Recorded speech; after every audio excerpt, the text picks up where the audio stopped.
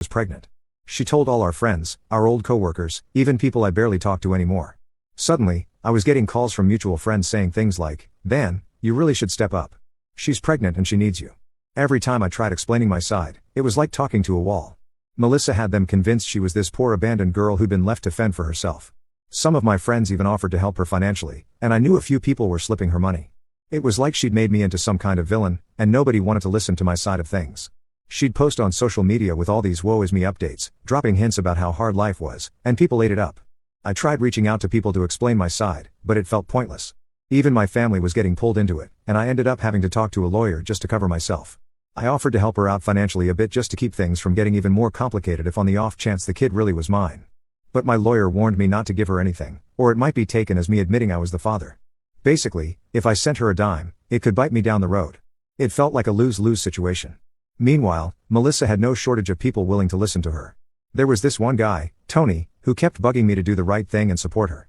He had this idea that helping her wouldn't come back to bite me legally. I finally told him, "Oh, look, if you feel so strongly, why don't you support her?" He backed off after that, but it left a bad taste in my mouth that people I thought were friends were more willing to believe her than me. The worst part was the random encounters. I'd be at the grocery store or out with friends and people would give me this look like they knew all about my situation and were just waiting to judge. No matter what I said, it didn't change anything. They just saw her as this poor pregnant woman who'd been done wrong and I was the guy who ran off. I'd try to explain, saying there was no proof I was the father, but that only made people look at me like I was in denial. And then right in the middle of all this, Melissa started sending me photos, just random staged pictures of her and the baby. She'd put these captions like, "And Lucy wants to know where daddy is." And they were clearly meant to make me feel guilty. I just deleted them and tried to ignore it, hoping she'd give up. But I was starting to realize this wasn't going to be that simple. Honestly, looking back, I can see how naive I was. I thought if I just ignored her, she'd eventually move on. But Melissa wasn't about to let me go that easily. Every time I turned around, she was there telling more people, spreading her story, and trying to pull me back in. That was just the start, though.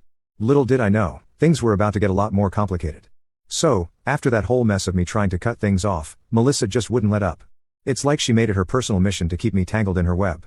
And every couple of months, she'd find a new way to drag me back in. It started small, just a few text messages here and there. She'd send me random updates like, "Lucy is doing great. She smiled for the first time today." I'd ignore it. Then a week or so later, I'd get